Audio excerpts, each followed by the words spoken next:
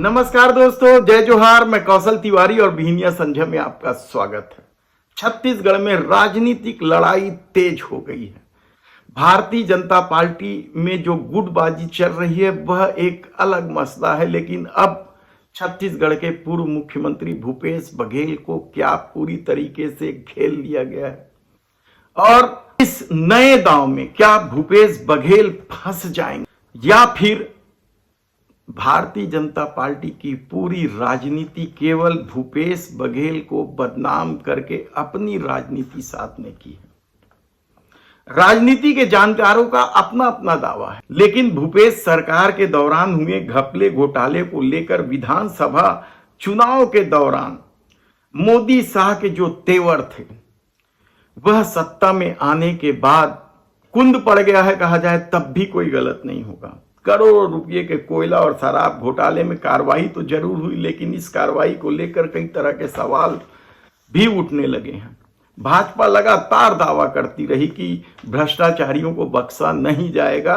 गृह मंत्री अमित शाह तो एक कदम आगे बढ़कर भ्रष्टाचारियों को उल्टा लटकाकर सीधा कर देने का दावा भी करते रहे, लेकिन इन दोनों मामलों में कार्रवाई पर नजर डाले तो गिरफ्तारी से आईपीएस अफसरों को क्यों बख्शा गया यह किसी के समझ में नहीं आ रहा है। आईएएस तो पकड़ाए, कुछ जो दलाल थे जो इस काम में लगे हुए थे उन लोगों को तो पकड़ा गया, लेकिन आईपीएस अफसरों को छोड़ दिया गया या उन्हें बख्श दिया गया। कई अफसरों के नाम थे उसमें, भोजराज पटेल, पारुल माथुर, दीपांशु काबरा, महेश्वरी, आप फेहरिस्त देखेंगे तो चौंक जाएंगे, लेकिन किसी की भी गिरफ्तारी नहीं हुई। पूछताछ जरूर हुई है उनसे, यहां तक कि कांग्रेस के कोषाध्यक्ष राम गोपाल अग्रवाल को अभी तक ढूंढा नहीं जा सका। कहां है राम गोपाल अग्रवाल? बगैर कोषाध्यक्ष के कांग्रेस चल रही है, भाजपा सवाल नहीं उठा रही है, तो इसका क्या मतलब है? क्या किसी तरीके की सेटिंग हो गई है कि आईपीएस अफसरों और राजनेताओं को छोड़ दिया जाएगा? जो पकड़ा गए हैं उन और जो काम कर रहे थे फील्ड में उन्हें ही गिरफ्तार किया जाएगा और राजनीति भूपेश बघेल को बदनाम करके जितनी साधी जा सकती है साधी जाएगी। कहा जाता है कि यही स्थिति महादेव ऐप के मामले में भी बन रही है।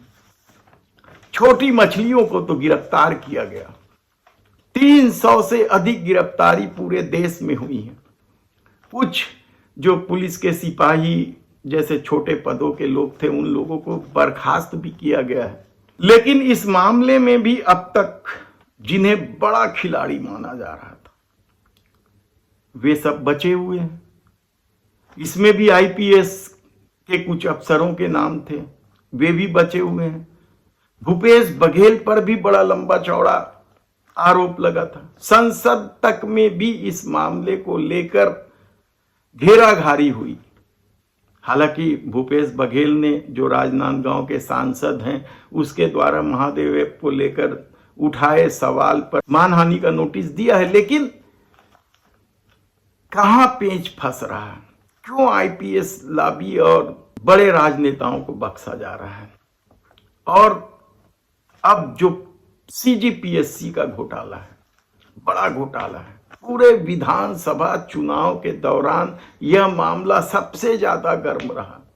भूपेश बघेल को कटघरे में लाने की हर संभव कोशिश हुई।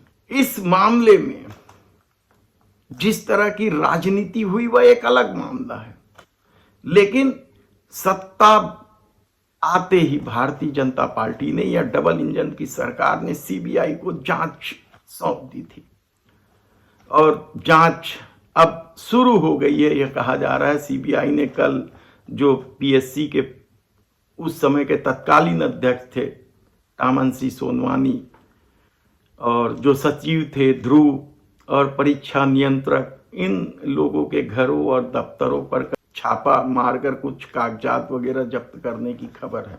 अभी तक गिरफ्तारी इस मामले में किसी की नहीं हुई है।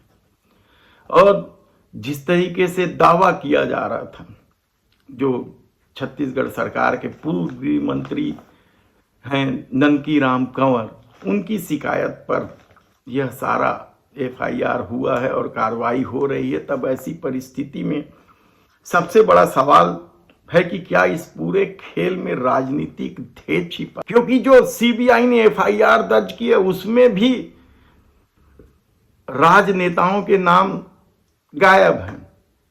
कहा तो जा रहा है इस पूरे खेल में नेता अफसर सब मिलके अंजाम दिए, बेरोजगारों के साथ छल किया, लेकिन नेताओं के नाम गायब है। तो क्या केवल भूपेश बघेल को बदनाम करना चाहती सरकार, या घेर कर, जैसे वॉशिंग मशीन के रूप में भाजपा चर्चित है, उस तरह का कोई खेल खेल रही है? कहना मुश्किल है, देखना होगा कि सीबीआई ने तो अभी जांच शुरू की है, लेकिन यदि सारे घोटालों का आप एक लाइन में लबोलू आप देखें तो यही पाएंगे कि इस पूरे घोटाले घपलों के खेल से राजनेताओं और आईपीएस अधिकारियों को बख्शा जा रहा है।